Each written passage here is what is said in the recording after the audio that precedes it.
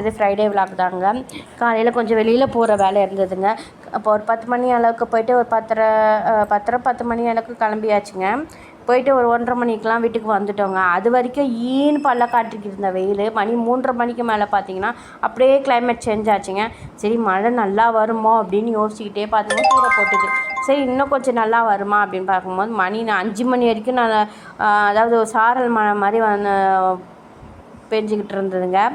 சரி என்னடா இதுன்னு வாமா மில்லன்ற மாதிரி வந்து போயிடுச்சுங்க.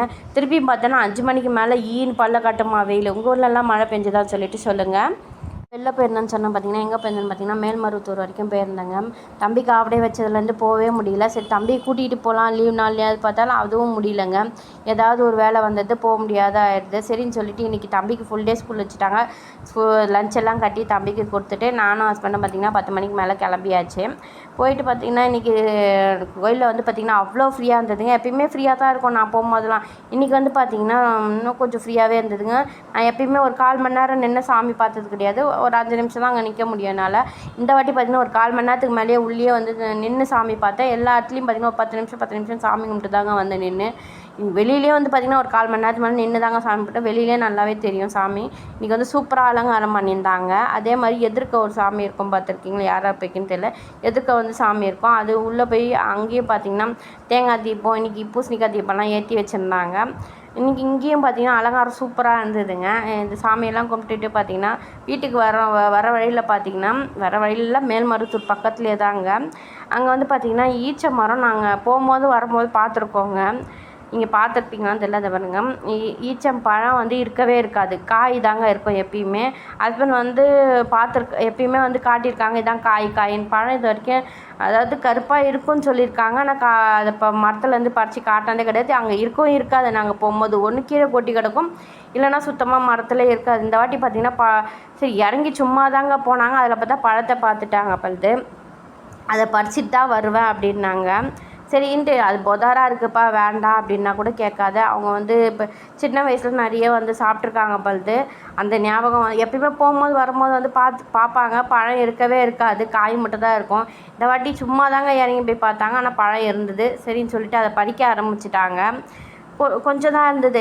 இந்த ஏரியாவில் பார்த்திங்கன்னா எல்லா சைடுமே இருக்கும். இந்த சைடும் இருக்கும், அந்த சைடு ஆப்போசிட் சைடும் இருக்கும். 2 சைடுமே இருக்கும். 2 பக்கமும் பார்த்திங்கன்னா நிறைய காய் தான் பார்த்துருக்கோம். ஆனால் இந்த வாட்டி பார்த்திங்கன்னா நிறைய பழமே இருந்தது.